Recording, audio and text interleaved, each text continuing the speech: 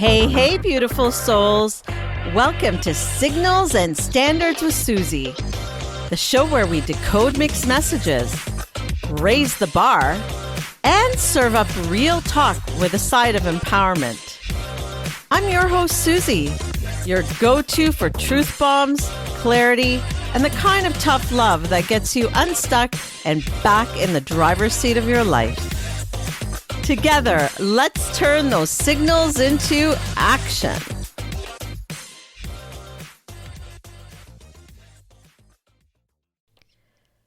Friends, let me ask you something right at the top. When was the last time you actually stopped long enough to acknowledge how far you've come? Not what you didn't do, not what didn't go according to plan, but what you did. The choices you made, the storms you survived, the boundaries you set, the moments you rose when you could have shut down instead. That's our journey today. We're diving into something compelling yet so often overlooked: reflection. Not the Instagram version with shiny reels and highlight moments. I mean the real, raw, unfiltered work of looking at your life with honesty and compassion. The kind of reflection that doesn't just record wins, but transforms lessons into something so much better for you. Because growth doesn't start from perfection. It begins from the messy middle. Those sharp, cracked edges, those moments that made you question everything, but decide to rebuild anyway. So here's a thought, and stay with me, because this might be the most crucial episode you listen to all year. What if the very moments you thought broke you were actually the moments that built you? What if the hard parts were actually your hidden training ground, strengthening your emotional core for the year you're about to step into? That's what we're unpacking today. So grab your favorite cozy drink, curl into your corner of peace. Maybe you've got those twinkling fairy lights glowing. Perhaps you're lighting that slightly broken but deeply beloved candle. And settle in. Because today, we're not just reflecting, we're rising together. Reflection isn't about sitting in a corner, tallying everything that went wrong, or replaying your missteps like a blooper reel you can't turn off. It's about acknowledging the truth of your journey, the wins, the wounds, the wisdom, and honoring the person you became along the way. As some experts explain, meaningful reflection begins with intentional questions. Not the surface level, how was my year? But soul level questions that actually reveal insight, growth, and internal evolution. And one powerful prompt that sat with me asks, what challenges did you navigate this year and how did you move through them? This question isn't meant to reopen old wounds. It's meant to remind you of your strength. The key word here is through. Maybe this year you faced burnout, career uncertainty, a fractured relationship, illness, or an emotionally draining season you didn't see coming. Perhaps you carried more than maybe you ever said out loud. Psychological research has demonstrated that when we reflect on hardships with curiosity rather than criticism, we uncover resilience we didn't know we had. We start to see the quiet ways we kept going, even when life felt heavy. For some, the response to challenges looked like creativity in crisis, finding new ways to cope or reinvent routines. For others, it was finally listening when the body whispered, slow down. And for many, it was learning the difference between breaking down and breaking open. These moments didn't just test you, they shaped you. They strengthened emotional muscles that will serve you long after the year ends. But reflection isn't only about what was hard. It's also about recognizing what went right, even when you didn't give yourself credit in the moment. As we are reminded, wins come in all sizes, and the smallest ones often carry the most significant meaning. Maybe you didn't hit the milestone that you planned, but you did show up for yourself in ways that no one else saw. You rested when resting didn't feel natural. Maybe you even kept a promise to yourself. You did take that walk. You got the courage, to send that uncomfortable email. Perhaps you healed a boundary or you let go of something that was really nagging at you, or even let go of someone who was weighing you down. These are called micro wins, and they build confidence and momentum, helping you see your year as a collection of courageous moments rather than a series of shortcomings. So ask yourself, which actions in your daily life lifted you and which ones held you back? Reflecting on this moves us from self-judgment into self-awareness. Recent psychological research shows that when we examine our patterns honestly, without shame, we improve emotional regulation and make better decisions moving forward. Think of your habits like a river. Some currents carried you effortlessly toward your goals. Maybe a morning walk, journaling, staying hydrated, or committing to therapy. Other currents pulled you under. Maybe doom scrolling before bed, overcommitting, ignoring red flags, or prioritizing others at the expense of yourself. Reflection isn't about punishing yourself for the patterns that drained you. It's about finally recognizing them so you can choose differently next year. It's a gentle, compassionate accountability. And if we're being honest, this year probably shifted your priorities more than you realized. Our values evolve as we gain life experiences and live our lives. Both the challenges and the wins shape us. What mattered to us in January might feel irrelevant in December. Maybe at the start of the year, achievement was everything. The resolutions, the hustle, the check marks, the constant productivity. But somewhere along the way, you realized that joy mattered more. That peace matters. That mental health matters. That connection with others matters. Or maybe you learned how powerful it is to set boundaries, to take breaks, or to choose people who choose you back. These shifts aren't failures or setbacks. They're signs of evolution and growth. They're evidence that you're becoming someone more aligned, more intentional, and more whole. And then there's one of the most profound concepts psychology offers us, your emotional legacy.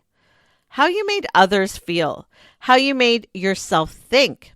Psychology reminds us that our emotional experiences shape our identity far more than our accomplishments. So ask yourself, who did I lean on? Who carried me when I was tired? Who held space for me when I couldn't hold it for myself? And equally important, who did I cheer on? Who did I encourage? Who did I pour into? Acknowledging the reciprocity of your year builds emotional gratitude, one of the strongest predictors of well-being, according to recent research on gratitude and emotional resilience. Finally, all these threads come together in one last essential question offered by Psychology Today's celebration of growth. What did this year teach you about who you are and who you're becoming? Because when you name your lessons, you reclaim your power. When you honor your evolution, you step confidently into the next chapter. You're constantly in flow, so take notice. Here's something that might bring these reflections to life. Imagine your year as a garden. The storms, like the disappointments, the sadness, maybe heartbreak, even your setbacks, they all may have felt destructive at the moment, but they also watered the soil.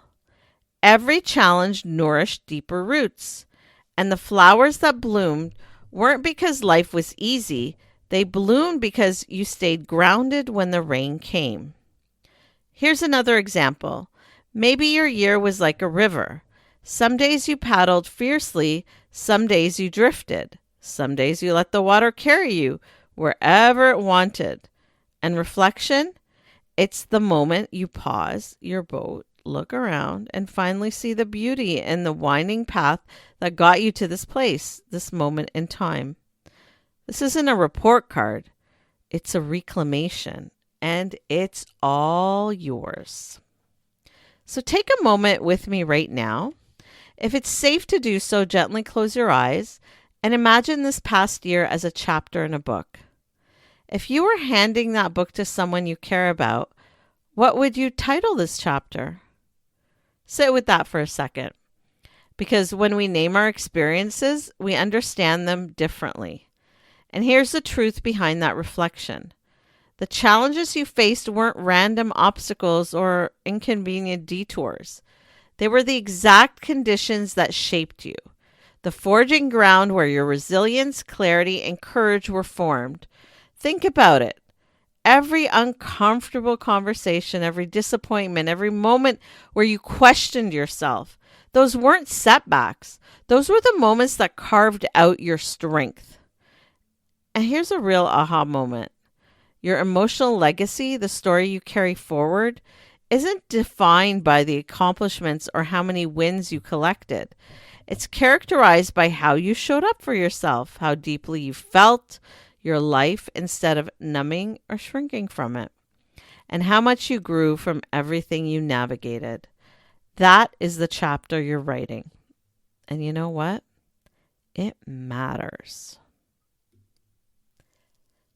It's now time to answer some listener questions about how to reflect meaningfully as the year closes out. Remember, you can reach out anytime with your questions or messages at powercoachsuzie.com. I'd love to hear from you. Here's our first question. I feel like I failed this year. How do I really celebrate myself when things didn't go as planned? You know, that's such an honest and vulnerable question. And honestly, one that so many of us quietly carry but rarely say out loud. Feeling like you failed often comes from comparing your life to the version you imagined you'd be living by now. That timeline you created in your mind, the milestones you thought you'd hit, the version of yourself you expected to grow into a perfect schedule. But life doesn't unfold like a tidy checklist. It unfolds like a story, a narrative. A story with rewrites, surprise plot twists, unfinished chapters, and moments that make you pause and rethink everything. This is why it's so important to celebrate small wins alongside the big ones. This means noticing the subtle, often invisible acts of resilience that get lost in the noise of bigger goals. Think about it. Maybe you didn't achieve the milestone or goal you were shooting for, but you held your ground during a difficult conversation that usually would have shaken you.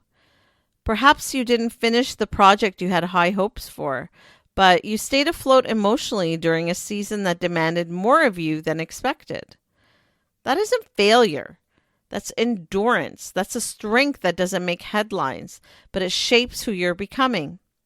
Here's what can help. Start by recognizing something small and deeply personal. Something that isn't flashy but honest. Something that makes you look at yourself with softness and say, you know what? I did that. I really did. For example, maybe you finally stopped engaging with the people who drain your energy. Maybe you learned slowly and not perfectly to rest without feeling guilty. Maybe you showed up for someone else even when your heart felt heavy. Those aren't small wins. Those are meaningful shifts.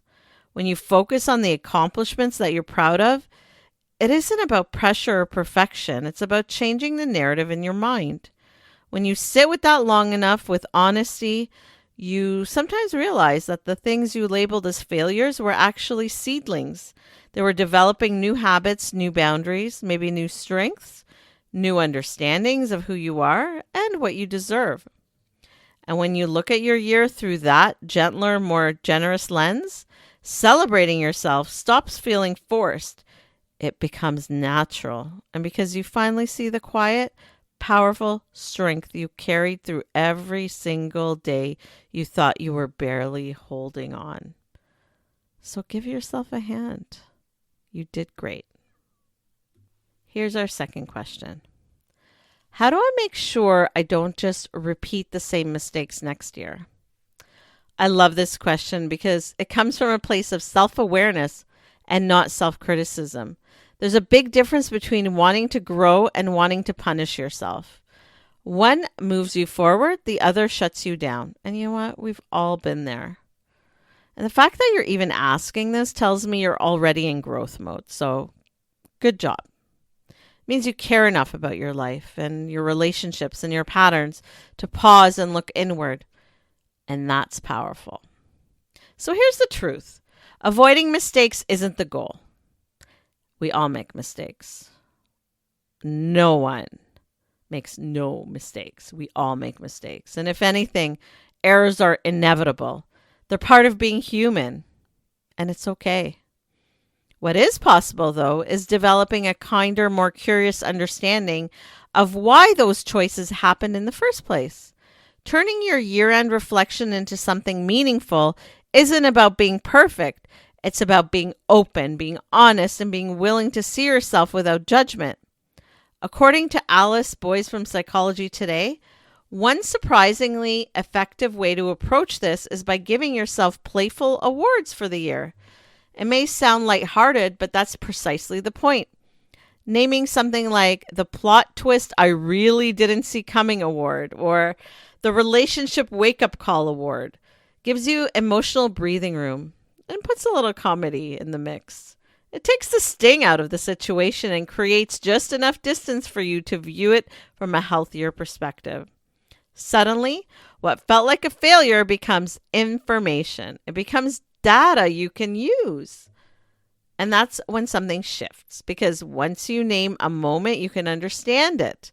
And once you know it, you can begin to transform it. So instead of asking yourself, how do I avoid messing up again? A question rooted in fear. Try asking, what did this experience teach me about what I need, what I value, or where I'm growing? Maybe a mistake showed up that you stay too long in situations that drain you because you're afraid of feeling alone. Maybe it revealed that you tend to rush into commitments when you're overwhelmed or seeking validation. Perhaps it taught you that you overextend yourself, giving more than you have to offer. And you're finally realizing that replenishment isn't optional. This is the real work. And here's the encouraging part. You don't need a rigid plan or a New Year's resolution with strict rules. You need awareness, curiosity, and minor consistent adjustments. Growth isn't about repeating a mistake.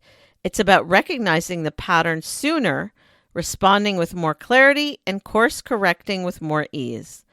That's not just progress. That's evolution. And friends, growth isn't always dramatic or Instagram worthy. Sometimes it's quiet, gradual, soft, a slow shift in how you show up, how you choose, how you feel, how you care for yourself. And that slow shift, it really counts. Every single bit of it counts. Okay, let's pause again. Take a deep breath and ask yourself, what part of your story this year still feels untold? Which moments, emotions, or choices have been tucked away waiting for you to give them attention? What part of your emotional journey feels unfinished, as if it's quietly shaping you behind the scenes, even if you haven't fully acknowledged it yet? Sit with that question for a moment, because sometimes the most powerful reflections aren't about what we accomplished. They're about what we endured, what we leaned into, and what we allowed ourselves to notice in the spaces in between. The most transformative part of reflection isn't just recognizing wins or lessons. It's permitting yourself to feel grateful for the struggle, to honor all those cracks, the rough edges, those moments of discomfort, the ones that make you squirm. Because you know what? It's precisely there in those broken or tender spaces that the light gets in. Now I want to share a story from a recent coaching session that really brought the idea of reflection and growth to life. And yes, I'll sprinkle in a little personal story too, because part of this work is reminding you that we're all human, navigating our own ups and downs alongside our clients. A client came into our session feeling completely defeated. She described her year as a mess up. She had lost a job she cared about, A friendship that mattered deeply had grown tense, and she felt like nothing she did was hitting the mark. I just can't get it right, she told me. And I could hear the weight of that exhaustion in her voice. The months of self doubt, the minor daily disappointments, the feeling that life was one long stretch of setbacks. We began with some guided reflection prompts, and I watched her slowly shift from that heavy everything went wrong mindset. We asked, what are the 3 things you actually accomplished this year? Which habits drained you and which gave you life? At first she hesitated, unsure if anything she named would count. But as she spoke, something shifted. She realized that she had shown up consistently, even in the weeks where self-doubt was louder. Interesting, right? She had built a new morning routine to ground herself, even though many days she hit snooze. But she did build that routine. She had taken steps to reconnect with a friend she feared she had lost. And just that act of courage and care was a meaningful win. I could see it in her posture. She sat a little taller, her expression softened. That moment of recognition, seeing that her failures weren't the whole story, allowed her to claim the quiet, sometimes invisible strength she had been carrying all year. That's the power of reflection. It lets you witness the strength that was there all along, even when the narrative in your mind tells you otherwise. And I have to admit, this session reminded me of my own year. I often present myself as confident, bold, unfiltered, but there were several chapters this year where I didn't feel at all fierce. There were weeks when I wondered if my work was, any good. My messages, even my voice, were they landing with anyone, or was I just talking into the wind? Some days it felt like I was really spinning my wheels. Between my family obligations, work, and lifing, it was hard. But in December, I went back through my notes, my calendar, my reflections, and what I found were moments of genuine connection, deep conversations with listeners, acts of self-care I almost forgot about, times when I showed up, even when I didn't feel like it. Even that extra appreciation of my family. These quiet wins weren't flashy, but they were profound. Recognizing them felt like uncovering hidden treasure I didn't even know I had buried. The lesson I took away, and the one I hope resonates with you, is this. Growth is rarely a straight line. Sometimes it's messy, quiet, and uneven. The wins are often hidden in the cracks, in the ordinary, in the moments where you kept going. And it's in reflection and naming those moments that you see the bigger picture of your resilience. You see that picture of your courage, your growth. So if you feel like your year was a mess up, take a step back. Look for those moments you showed up, the times you persisted, the choices you made to care for yourself and others.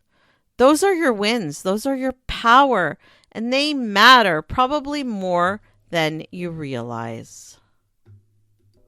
So, friends, what did we cover today? We explored the true power of reflection, not just to celebrate wins, but also to honor the challenges, uncover the lessons, and recognize the quiet strength you've carried all year. We've asked guiding questions, shared metaphors to make the journey tangible, answered real listener concerns, and peeked into personal stories to show that growth is rarely perfect or linear. Reflection isn't just about looking back, it's your roadmap forward, helping you see not only what you've done, but who you're becoming. We also talked about how to shift perspective from failure to resilience, from overwhelm to awareness. Even the smallest wins, keeping a boundary or reconnecting with a friend, or even showing up when you felt like giving up, are evidence of your courage and commitment to yourself. As we saw through the coaching story, sometimes it's the quiet, consistent actions that carry the most meanings. Recognizing those moments allows you to step into your strength even in the midst of struggle. And let's not forget that reflection is about curiosity as much as it is about insight. Asking yourself questions about your habits, your priorities, and the emotional imprint you leave on others opens the door to growth in ways you might not expect. Your lessons learned aren't always dramatic. Sometimes they're subtle shifts, a new awareness, or acts of courage, maybe even a boundary. These accumulate into transformation over time. So as we close the year, remember, reflection is a gift you give yourself. It's an invitation to pause, to honor your journey, and to carry forward the wisdom, strength, and self-compassion you've cultivated. The path isn't always straight, but each step, each pause, each insight, it's building the next chapter of your life. One growth, gratitude, and intentional living at a time. So here's our affirmation to close out. Repeat after me, out loud in your mind, whatever you feel. I grew through what endured. I learned from what challenged me. I rise stronger and wiser. I grew through what endured. I learned from what challenged me. I rise stronger and wiser. I grew through what I endured. I learned from what challenged me. I rise stronger and wiser.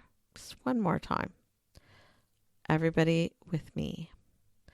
I grew through what I endured. I learned from what challenged me. I rise stronger and wiser.